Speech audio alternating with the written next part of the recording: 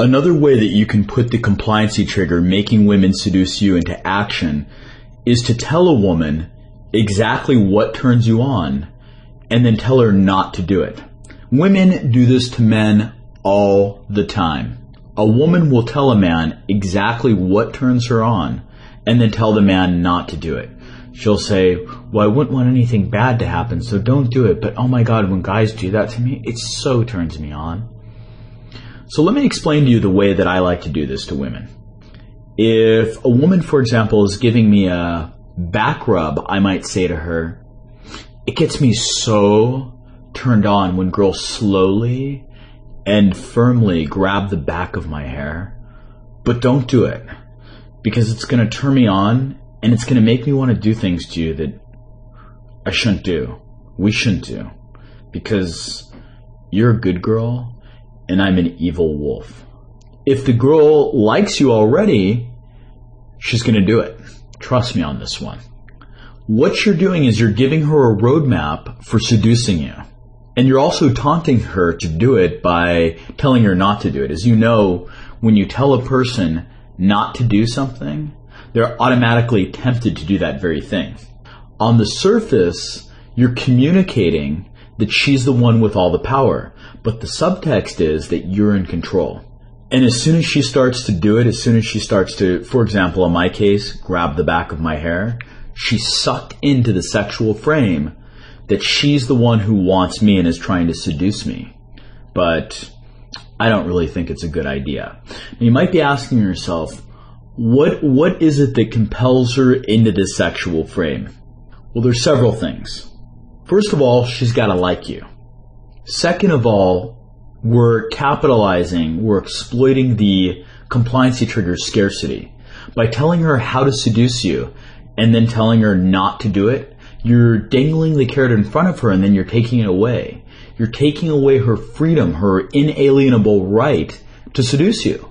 And this is going to make seducing you appear more valuable to her. In other words, it's going to boost your prizability with her and she's going to feel compelled to seduce you. Also, you're hitting the compliancy trigger qualifying. You're creating an underlying need inside her to prove to herself that she can seduce you. You're also hitting several of her primitive emotions, which is going to build arousal inside of her and compel her that much more to try and seduce you. First one is discontent. You've taunted her with a roadmap to how to turn you on, how to seduce you, and then you've told her not to do it.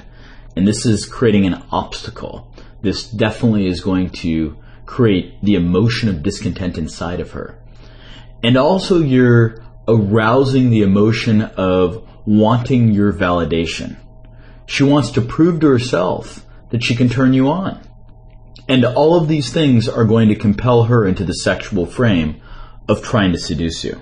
Now, once you've got her in this sexual frame, there's a bunch of other compliancy triggers that are put into play. The first one is commitment and consistency. The deeper she falls into your sexual frame of trying to seduce you, the more her future behaviors and her future feelings are going to be consistent with trying to seduce you. Also, with this sexual frame, it's very easy to put into play the compliancy trigger reciprocity. Because this sexual frame is her trying to seduce you or trying to turn you on, it's only fair game for you to reciprocate the deed and do something to her to turn her on. And the chances of her rejecting that are slim to none. And that's because of reciprocity. Also, the sexual frame fulfills several of her sexual needs. You're filling the sexual need of her needing to seduce you, while simultaneously you're utterly seducing her. Also, you're filling her need to feel worthy and attractive, and you're filling her need to be physiologically aroused. This sexual frame also does many things to build the perceptual filter of comfort. The fact that she's seducing you is going to lower her defenses when you try and get sexual with her. Or she's going to make a move on you, she's going to try and kiss you or something like that, and then you really don't have to worry about resistance at all. I mean, maybe you're the one who's going to resist. And because she's the one who's trying to turn you on, because she's the one trying to get your validation, she's going to see you as an authority. And as you know, when people see you as an authority, they feel comfortable complying to your every whim, Okay, she's going to feel more comfortable with your sexual advances. And if you happen to reciprocate her trying to turn you on, that reciprocity is going to build a lot of comfort in and of itself. Now, all the things that the sexual frame does, from the perceptual filter of prizability to the perceptual filter of comfort to all of the compliancy triggers, they're going to help process all of the arousal that you're building inside of her body and compel her to get sexual with you, or at least to go along with you getting sexual with her.